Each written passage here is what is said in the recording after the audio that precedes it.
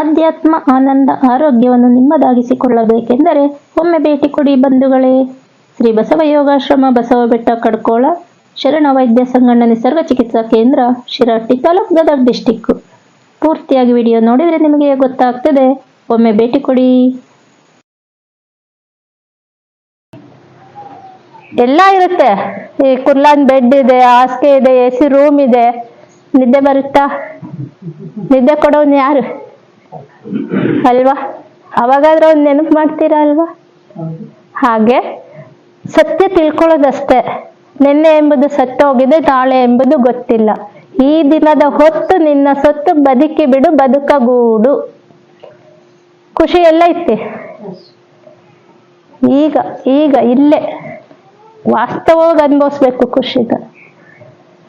ನಾಳೆ ಹೋಳಿಗೆ ಊಟ ಮಾಡ್ತೀನಿ ಅಂತ ಇವತ್ತೊಂದು ರೊಟ್ಟಿ ತುಣ್ಕೊಂಡು ಕಳ್ಕೊಂಡ್ಬಿಟ್ರೆ ನಾಳೆ ಸಿಗುತ್ತೆ ಇಲ್ಲ ಗೊತ್ತಿಲ್ಲ.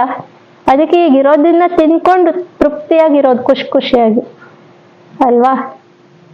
ಹೇಳಿ, ನಿಮ್ಮ ಅನುಭವದ್ದು ಹೇಳಿ. ನಮ್ದು ಆಯ್ತು ಹೇಳೋದು. ಆರೋಗ್ಯದ ಬಗ್ಗೆ ಹೇಳ್ಬೇಕಂದ್ರೆ ಗುರುಜಿ ಕ್ಲಾಸ್ ಅಟೆಂಡ್ ಮಾಡಿದ್ದೀರಿ ಅಲ್ವಾ? ಯಾರೋ ಹೊಟ್ಟೆ ಪ್ರಾಬ್ಲಮ್ ಆಗಿತ್ತೆ ಅಂದ್ರು, ನೀವಲ್ವಾ? ರಾತ್ರಿ ಆಹಾರ ಬಿಡಿ, 2 ಇಲ್ಲ 3 ಗ್ಲಾಸ್ ಹಣ್ಣಿನ ಜ್ಯೂಸ್ ಕೊಡಿರಿ. ಯಾವ್ದಾರು ಟ್ಯಾಬ್ಲೆಟ್ಸ್ ತಗೊಂತೀರಿ? ಏನ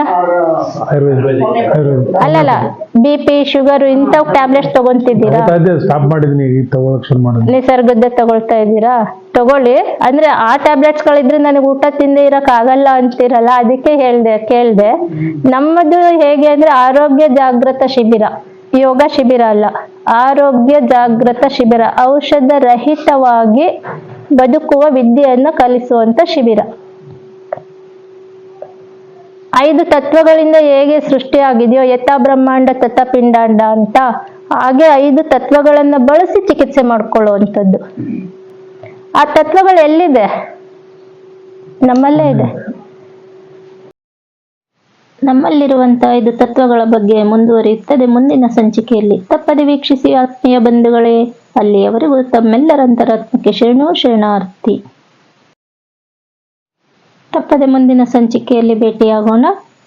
ಆರೋಗ್ಯದ ಬಗ್ಗೆ ಮಾಹಿತಿಗಳಿರುತ್ತದೆ. ಮಿಸ್ ಮಾಡ್ಕೋಬೇಡಿ ಬಂಧುಗಳೇ.